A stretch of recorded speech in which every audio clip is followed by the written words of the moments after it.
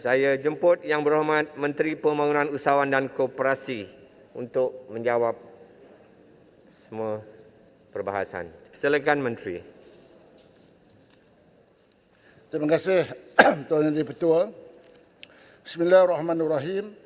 Assalamualaikum warahmatullahi wabarakatuh dan salam sejahtera, salam keluarga Malaysia.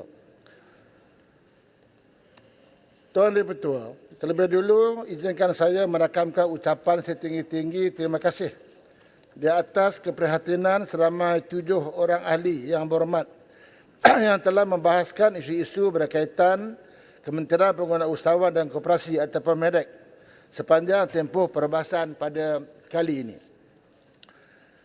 Yang pertama Yang Berhormat Parit telah mengemukakan pertanyaan mengenai strategi baru di bawah dasar keusahawanan nasional. Untuk maklumat ahli yang berhormat, Dasar Keusahawanan Nasional 2030 atau DKN 2030 telah menggariskan 6 teras strategi seperti berikut. Yang pertama, membudayakan keusahawanan dalam segenap lapisan masyarakat, mengoptimumkan sistem kawal selia dan capaian kepada pembiayaan kewangan. Yang ketiga, merangsang pembangunan keusahawanan bersepadu dan holistik. Yang keempat, memacu pertumbuhan ekonomi melalui perusahaan berasaskan inovasi. Yang kelima, memantapkan keupayaan dan prestasi perusahaan mikro, kecil dan sederhana atau PMKS, istilah yang baru ini. Dan yang keenam, mengantarabangsakan perusahaan pertumbuhan tinggi. Di samping itu, ekspresi DKN 2030 ini juga akan diselaraskan dengan pelaksanaan RMK 12 sebagaimana yang telah diumumkan oleh Yang Amat Berhormat Perdana Menteri baru-baru ini. Yang Berhormat Parit juga telah memohon penjelasan berkenaan bantuan kepada pengusaha baru PMKS yang memulakan perniagaan. Tuan-tuan yang berhormat, MEDEK telah pun menyediakan pembiayaan khusus kepada perusahaan mikro, kecil dan sederhana atau PMKS termasuk pengusaha baru melalui agensi-agensi MEDEK seperti berikut.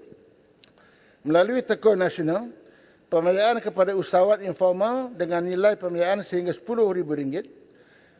Dan yang kedua, pembiayaan kepada usahawan mikro dengan nilai pembiayaan sehingga RM100,000.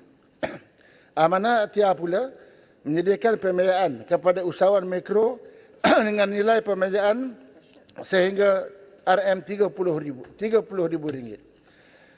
SME Bank juga menyediakan pembiayaan kepada PKS dengan nilai pembiayaan sehingga RM500,000. Bank Rakyat pula menyediakan pembiayaan kepada PKS dengan nilai pembiayaan sehingga RM1 juta. Perbadanan Usahawan Nasional Berhad atau PNB pula menyediakan pembiayaan minimum RM100,000 sehingga RM100 juta. Yang Berhormat Parit juga telah memohon penjelasan mengenai geran bagi memulihkan peniaga PMKS yang telah gulung tikar tetapi masih bersemangat untuk meneruskan perniagaan masing-masing. Untuk maklumat yang berhormat, MEDEK telah pun menyediakan skim pembiayaan kepada usahawan PMKS yang gulung tikar untuk memulihkan semula perniagaan mereka di antara seperti berikut. Yang pertama, skim pembiayaan pemulihan perniagaan mikro ataupun 2.0 di bawah Tekun yang menyediakan pembiayaan sehingga RM20,000. Skim pembiayaan PKS BRF Lexi di bawah Bank Rakyat juga menyediakan pembiayaan sehingga RM1 juta. Program Be Your Own Boss di bawah Pernas menyediakan pembiayaan sehingga RM500,000. MEDEK juga telah mengambil ketetapan supaya proses permohonan pembiayaan bagi dana kerajaan di bawah agensi MEDEK tidak akan mengambil kira penilaian CITOS atau SIKRIS dalam tempoh pandemik ini, terutama bagi usahawan yang gulung tikar. Yang Berhormat Parit juga turut membangkitkan pertanyaan mengenai bantuan kepada usahawan wanita dalam perniagaan PMKS yang terjejas. Untuk maklumat yang berhormat, Kementerian juga turut membantu usahawan wanita yang terjejas melalui program latihan dan bimbingan pembiayaan pembangunan kapasiti dan akses pasaran. Antara program yang dijalankan di antaranya ialah program Prakasa Golongan Wanita yang dilaksanakan oleh Teko Nasional. Program ini bertujuan untuk membantu dan membangunkan usaha wanita melalui pembiayaan mikrokredit secara mudah dan cepat dengan pembiayaan dari RM1,000 hingga ke RM100,000. Dalam usaha membantu golongan usahawan wanita, Teko Nasional juga telah menjalankan kerjasama dengan Kementerian Pembangunan Wanita, Keluarga dan Masyarakat. Bermula dari Januari hingga September 2021, seramai 1,235 usahawan wanita telah menerima pembiayaan melalui program-program ini dengan nilai pembiayaan sejumlah RM15.7 juta. UDA Holding Berhad juga melaksanakan program khusus untuk wanita yang dikenali sebagai UDA Bisnita yang bertujuan untuk membantu usahawan mikro dan juga PKS wanita dengan menyediakan berbagai program pembiayaan untuk jangka pendek dan juga jangka panjang agar usahawan ini terus kekal berada di pasaran. Bermula dari Januari sehingga September 2021, program UDA Bisnita ini telah memberikan manfaat kepada 134 usahawan wanita dengan nilai pembiayaan berjumlah RM771,330.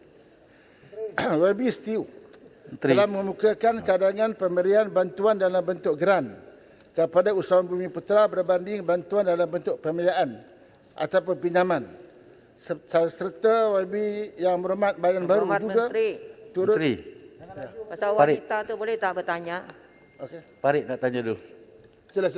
Saya kah?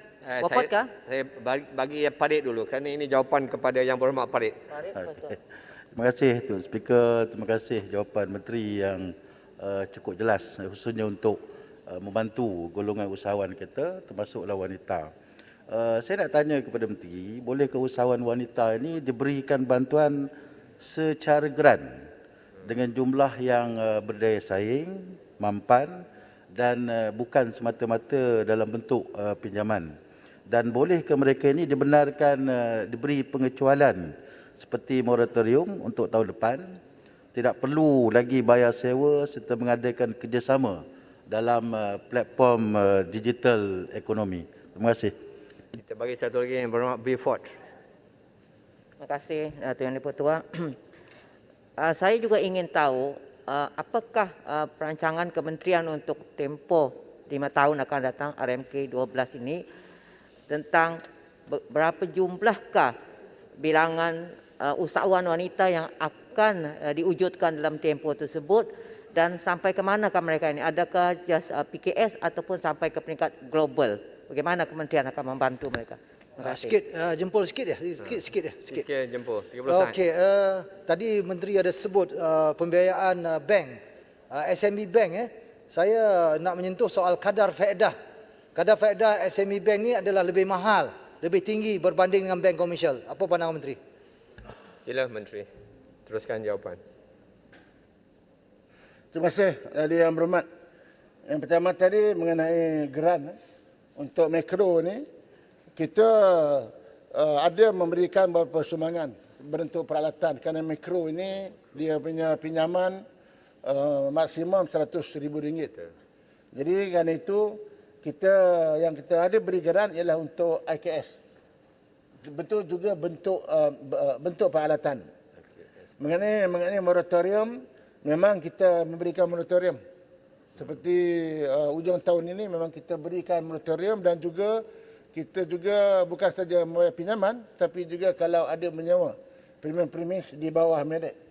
Untuk moratorium ini saja MEDEC telah memberikan sebanyak 5 bilion untuk moratorium yang saya sebutkan tadi.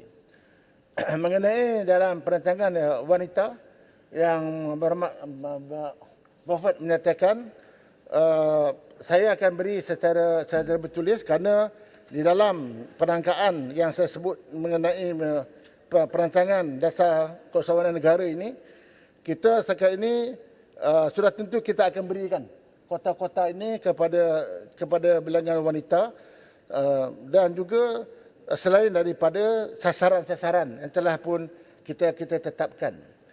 mengenai jempol SME Bank kata interest lebih tinggi daripada bank lain. Ini saya izinkan saya mendapatkan maklumat yang lebih tepat dan saya akan beri jawapan bertulis.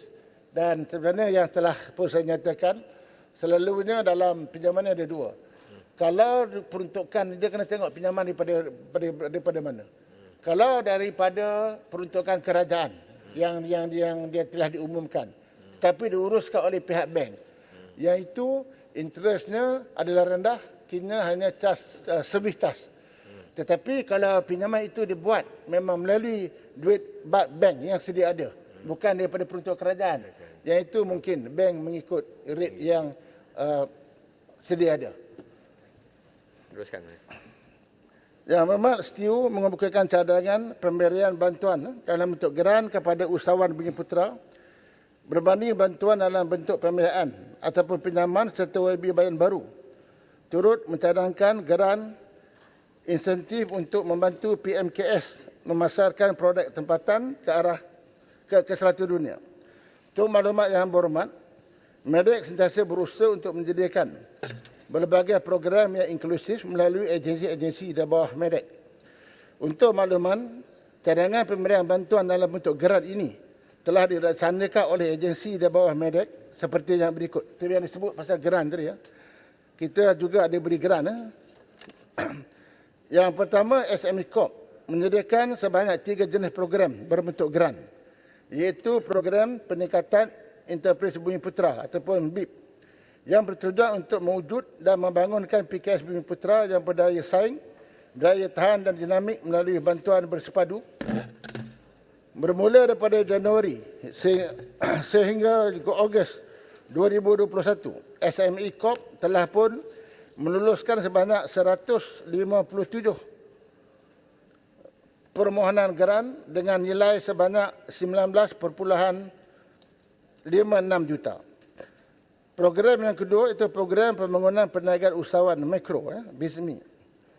Telah menyediakan pembangunan kapasiti melalui latihan dan juga bantuan kewangan berbentuk geran. Untuk program ini, dari Januari sehingga Ogos 2021, program ini telah pun disertai oleh 1,500 usahawan dengan jumlah peruntukan sebanyak RM2 juta telah dibelanjakan. Begitu juga program Market Access Incentive atau MASIF, International Promotion dan juga Marketing, iPrime, menyediakan geran pembiayaan untuk program promosi dan juga pemasaran bagi memasuki pasaran luar negara. Program ini telah diberikan peruntukan sebanyak 0.5 juta dan terbuka kepada semua usahawan, dan baru-baru ini ditambah lagi sebanyak 30 juta untuk disediakan kepada 150 usahawan, di mana seorang usahawan akan diberi geran sebanyak RM200,000. Selain itu, PMB juga menyediakan geran maksimum RM500,000 kepada usahawan Bumi Putra yang ingin melibatkan diri untuk menjalankan perniagaan ekspor ke luar negara. OIB Sekijang mengemukakan pertanyaan mengenai cara menggalakkan pasangan isi rumah, khususnya suri rumah, melibatkan diri dalam usaha mikro. Mereka perlu didedahkan dengan penggunaan teknologi terkini, latihan kemahiran dan juga kursus perniagaan. Terima kasih kepada Yang Berhormat Sekijang yang menimbulkan isu untuk membantu isu isi rumah. Untuk makluman Yang Berhormat, Medek telah berusaha dan membantu usaha wanita dan mikro melalui agensi di bawah Medek dengan menganjurkan berbagai program pembiayaan, latihan dan juga kursus perniagaan seperti berikut. Yang pertama, program pemerkasaan usahawan wanita atau perempuan. Program ini dilaksanakan oleh InScan bertujuan untuk memperkasa keusahawanan dalam kalangan wanita B40 melalui latihan dan geran permulaan perniagaan bagi meningkatkan pendapatan isi rumah mereka. Seramai 169 usahawan wanita telah pun menyertai program ini dengan sasaran 450 peserta akan mengikut program pada tahun ini. Program Women Entrepreneur. Program ini dilaksanakan oleh SME Corp bertujuan membantu usahawan wanita memanfaatkan teknologi bagi memulakan dan mengembangkan perniagaan mereka secara dalam talian. Peserta program akan didedahkan dengan aplikasi Shopee, Google Ads dan juga Facebook untuk menjalankan perniagaan. Program ini yang bermula pada tahun 2017 telah melatih seramai 2,280 usahawan wanita dan pada tahun 2021 disasarkan seramai 500 lagi usahawan wanita akan menyertai program ini. Begitu Ya, juga Bapak dengan Menteri. bantuan pemajaan. Sini batu kawan sedikit. Bagi saya habis. Baik, terima kasih.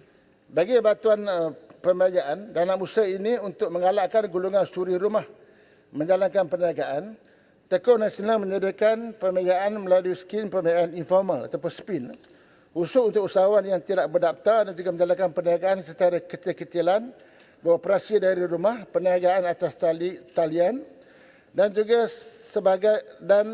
pembiayaan ini diberikan maksimum RM10,000.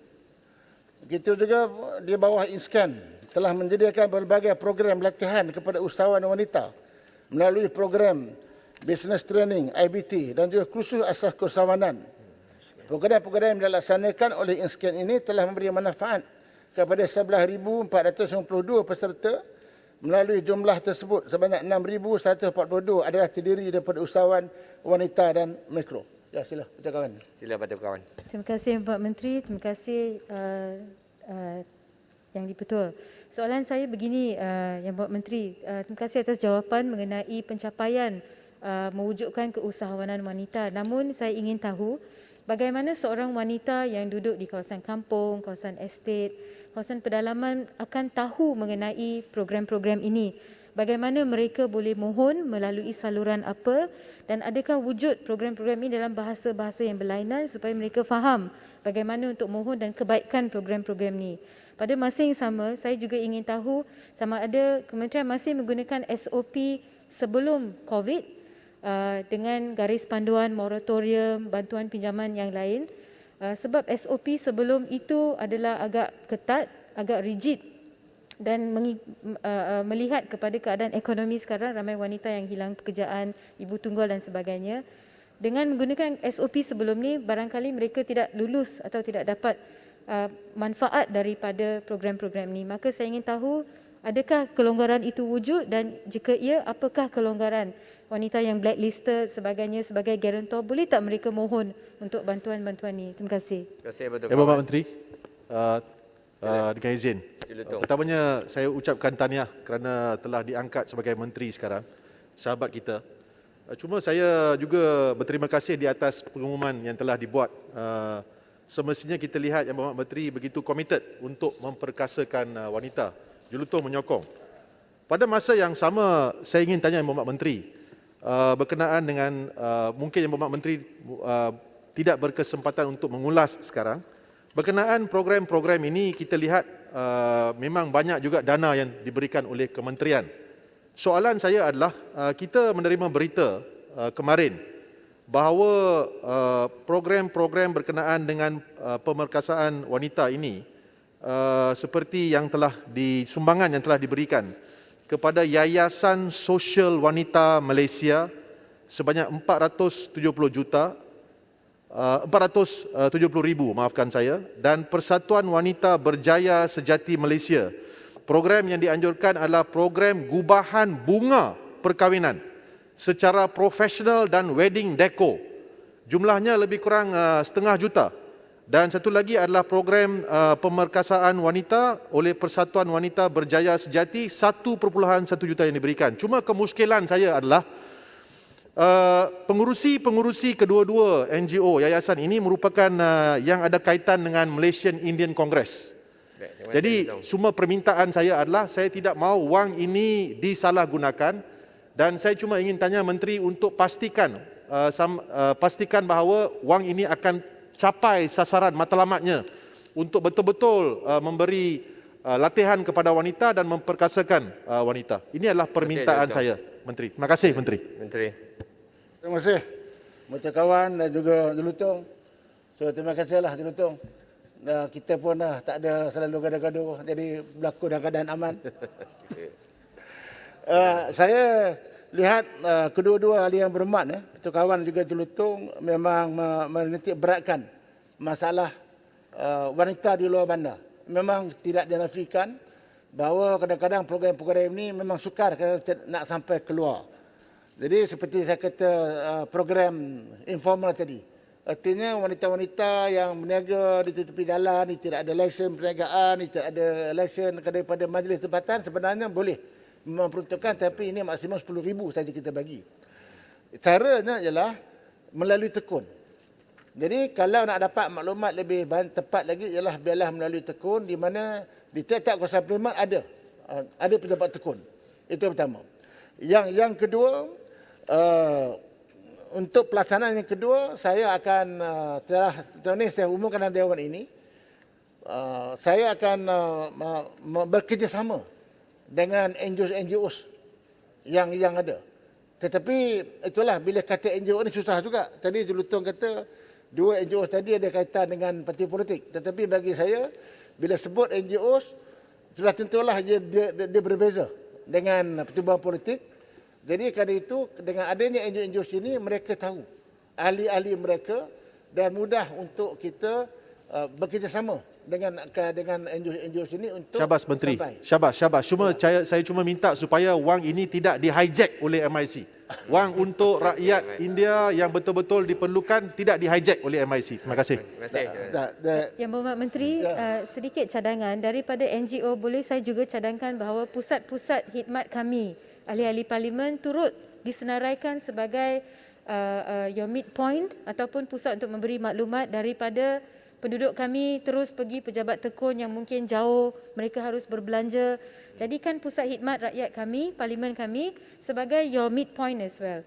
So we can also furnish them with information. So kami mempunyai data, kami tahu wanita di kawasan kami, siapa yang mahu menjalankan perniagaan tetapi mengalami kekangan, we can reach out to them on your behalf as well dan tekun.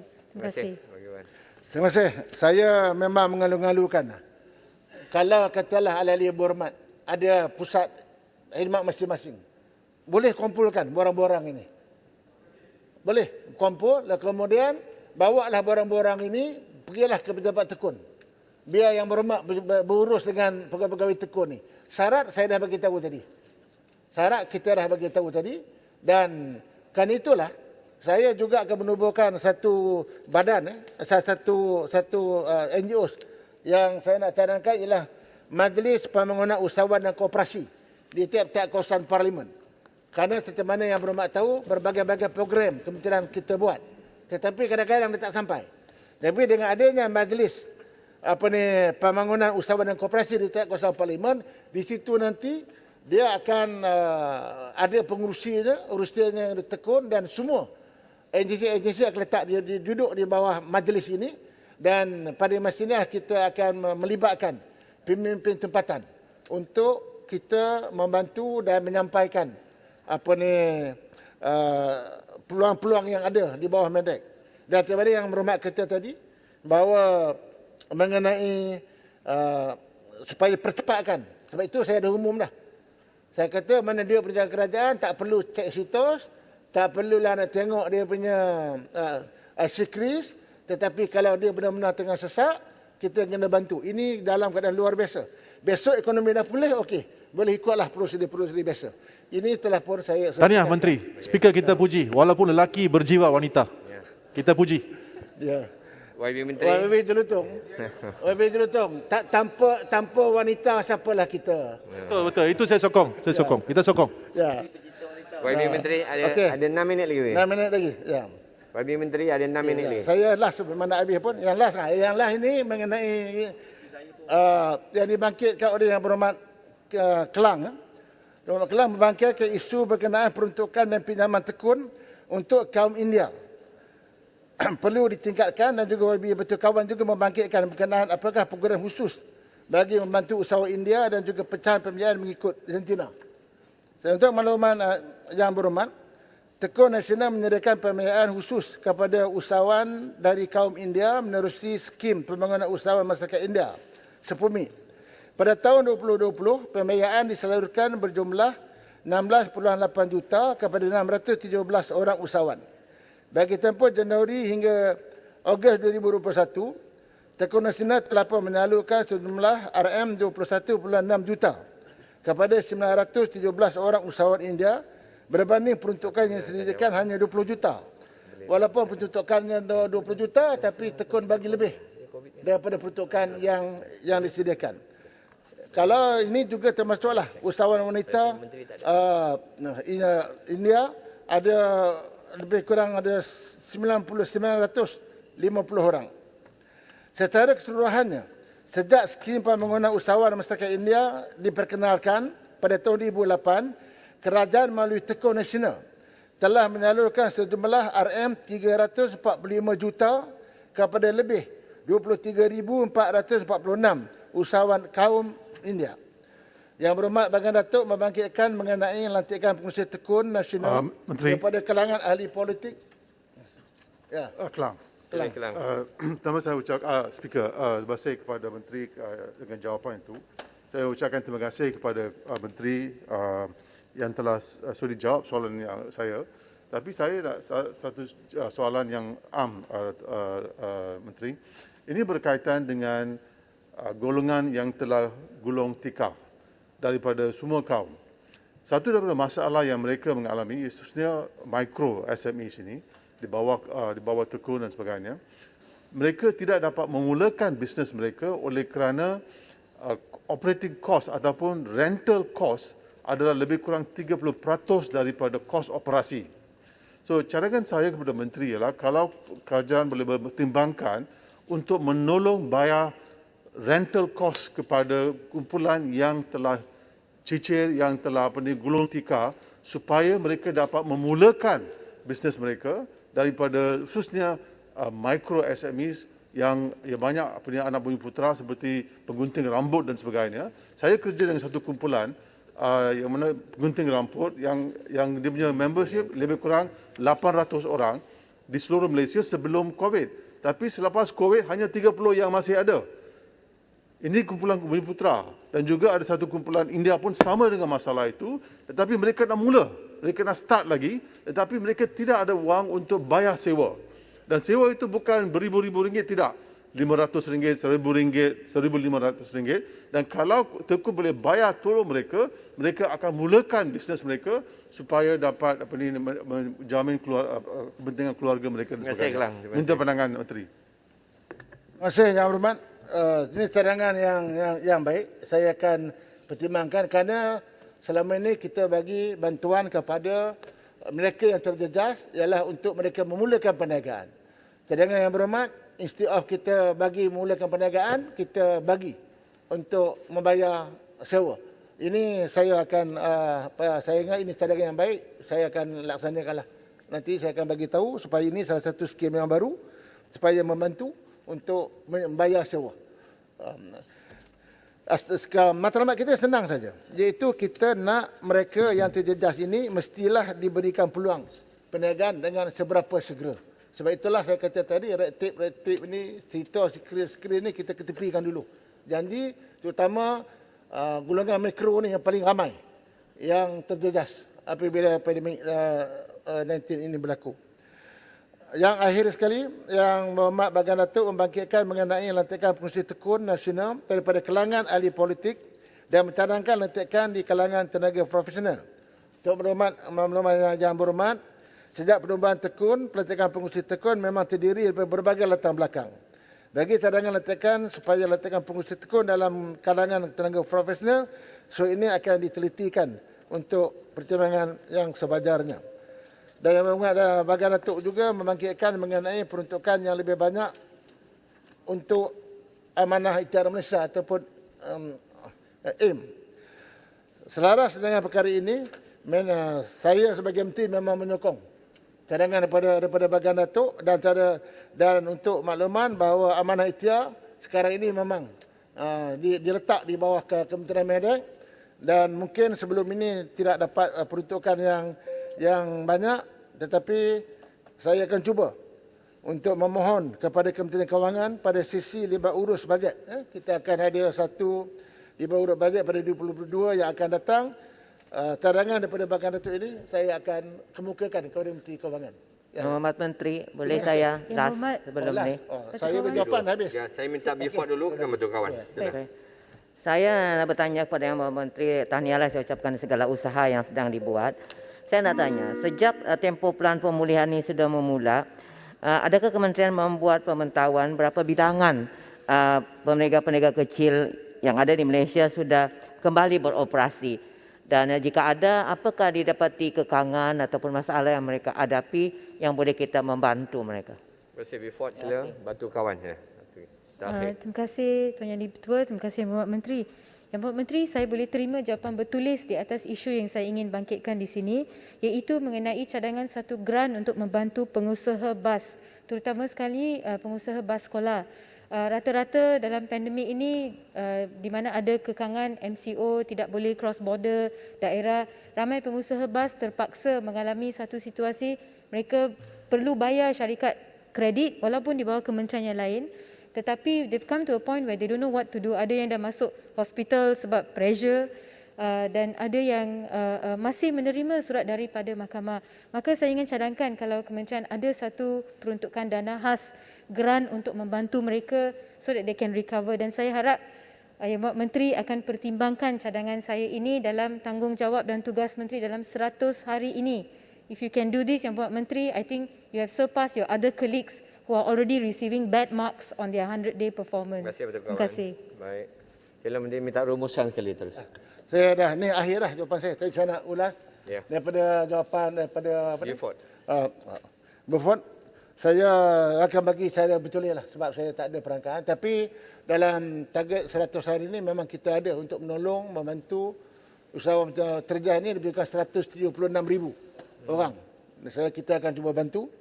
Dan juga apa yang Berhormat bangkit tadi memang bukan saja Persatuan Bas.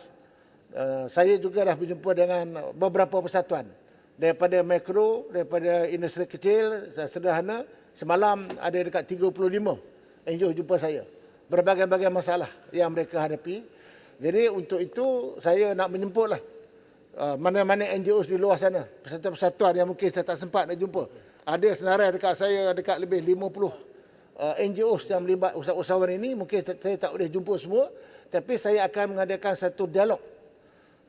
Maka saya akan menjemput semua wakil-wakil persatuan untuk berjumpa dengan saya dan berdialog dengan, bukan berdialog, artinya berinteraksi dengan saya untuk saya nak mendengar masalah-masalah dan apa cara yang terbaik untuk saya bantu dalam untuk membangunkan ekonomi negara yang terjejas ini.